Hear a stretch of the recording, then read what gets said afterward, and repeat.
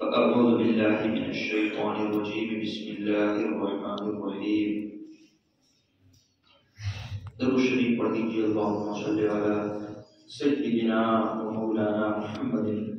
کما تحب و ترضى بأن تصلي علیہ۔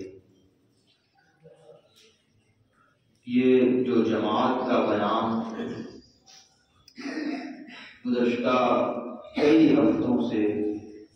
چل رہا تھا وہ مکمل ہو گیا۔ اب آج جو بات شروع ہو رہی ہے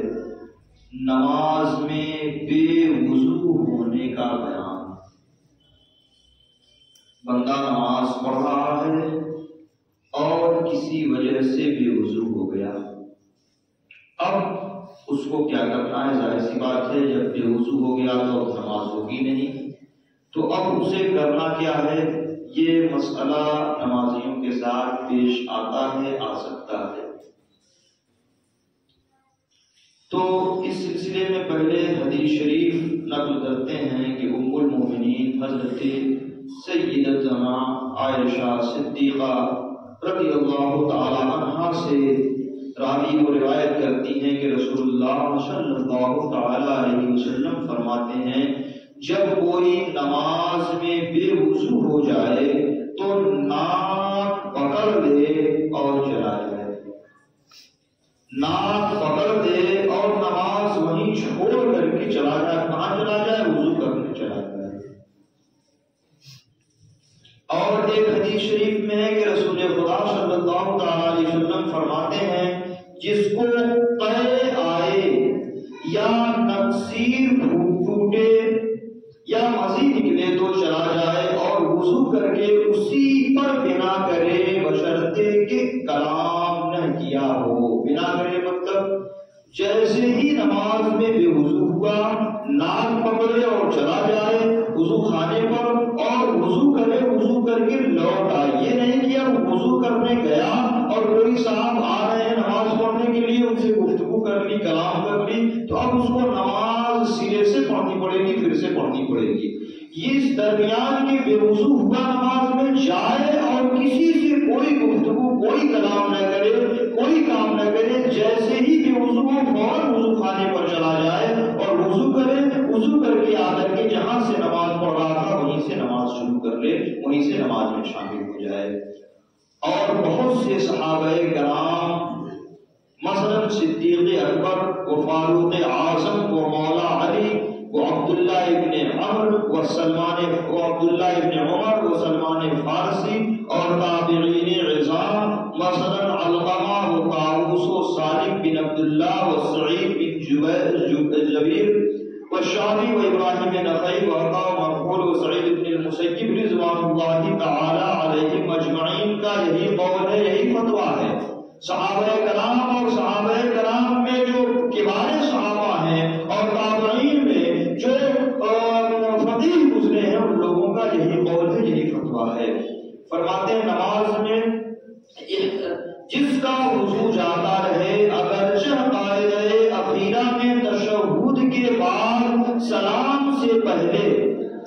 تو وضو کرے، یعنی کہ پوری نماز پڑھ دی ہے، صرف ابھی سلام پھیرنا باقی تھا اور وہ بے وضو ہو گیا۔ وضو ظاہر سی بات ہے کہ ریاکاری ہو جائے گی، تب بھی وضو ہو گیا۔ یا کوئی زخم تھا اور زخم اس کا تھا، اسی حالت میں وہ نماز پڑھ رہا تھا، زخم پھٹ گیا، خون بہ پڑا، اب خون بہ پڑے گا تو ظاہر سی بات ہے کہ وضو ٹوٹ جائے گا۔ تو فرماتے ہیں کہ پوری نماز پڑھ دیا ہے، اب سلام پھیرنے والا ہے، سلام پھیرنے سے پہلے بے وضو ہو گیا، تب بھی اس کے لیے حکم یہی ہے کہ وضو خانے پر جائے اور وضو کر کے آ کر کے پھر وہیں بیٹھے اور بیٹھ کر کے پھر وضو کی حالت میں سلام پھیرے، اپنی نماز مکمل کرے۔ بیچ میں کسی سے گفتگو کر لیا، کیا یار نماز ہو گئی، کتنی رکعت ہو گئی، کسی سے کوئی گفتگو کر لیا، اب وہ یہ کام نہیں کر سکتا، اب اس کو پھر سے اپنی پوری نماز پڑھنی پڑے گی اگر درمیان میں کسی سے گفتگو کر لیا تو۔ اس کو کہتے ہیں کہ بے وضو ہونے کے بعد وضو کر کے بنا کرنا۔ نماز اب وہیں سے جہاں سے چھوڑ کر کے گیا تھا وہیں سے آ کر کے اس نے اپنی نماز پڑھ دی، تو اس کو کہتے ہیں بنا کرنا۔ فرماتے ہیں کہ تو وضو کر کے جہاں سے باقی ہے وہیں سے پڑھ سکتا ہے، اس کو بنا کہتے ہیں، مگر افضل یہ ہے کہ سرے سے پڑھے، اسے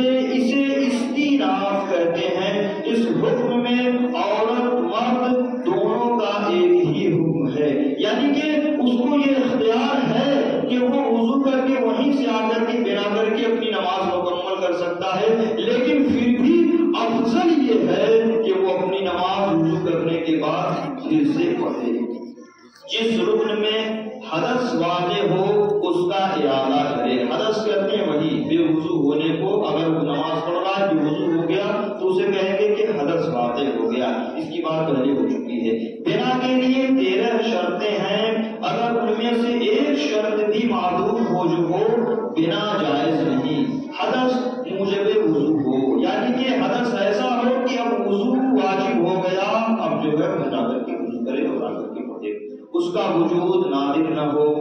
وہ حدث سماوی ہو، یعنی نہ وہ بندہ کے اختیار سے ہو نہ اس کا سبب، وہ حدث اس کے بدن سے ہو۔ بدن سے ہوگا مطلب کہ وہ اگر کوئی کہیں زخم وغیرہ ہے، زخم وغیرہ بھر گیا اور خون کر پڑا تو اب ظاہر سی بات ہے کہ اس کا وضو جاتا رہے گا، اب اس پر جا کر کے وہ وضو کر کے بنا کرے گا۔ اس حدث کے ساتھ کوئی رکن ادا نہ کیا ہو، اگر رکوع کی حالت میں بے وضو ہوا اور سوچا کہ اب سجدہ بھی کر لیں اس کے بعد جائیں وضو کرنے، اب نماز ٹوٹ گئی، نماز ہی ختم ہو گئی۔ جیسے ہی بے وضو ہوا فوراً ناک پکڑے اور ناک پکڑ کر کے وضو خانے کی طرف چلا جائے وضو کرنے۔ اگر بے وضو ہوا اور اس کے بعد بے وضو ہونے کے بعد کوئی دوسرا رکن ادا کر لیا، پہلے سجدے میں بے وضو ہوا اور سجدے سے اٹھ کر کے دوسرا سجدہ کر لیا، دوسرا رکن ادا کر لیا،